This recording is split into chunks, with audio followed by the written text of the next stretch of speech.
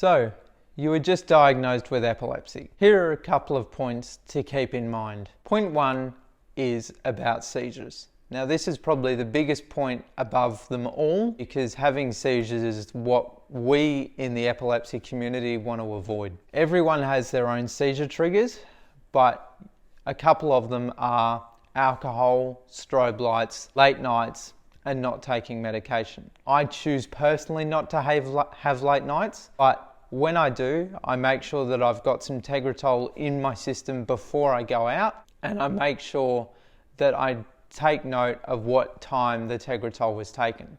The alcohol. I don't drink personally. I haven't drunk since I was 18. I'm 22 this year, so haven't had a drink in 4 years. And most of my friends and most of my colleagues understand that and they respect that.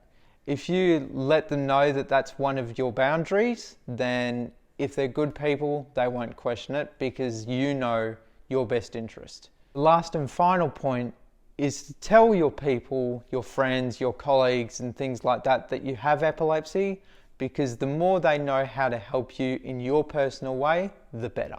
If I were to talk to someone just diagnosed with epilepsy, I'd say it's going to be okay. It's not the end of the world. You're going to be okay. There are doctors to help. There are heaps of support groups out there, so you can talk to people about your feelings and doctor's appointments. What would you say to someone who's just been diagnosed with epilepsy? I would say you're in for a long, bumpy ride, my friend. As much as you don't want to be on it, you're on it, and it's a long one.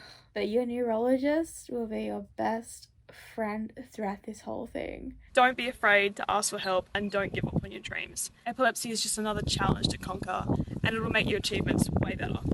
I think the best way to use epilepsy is for motivation, not for defeat.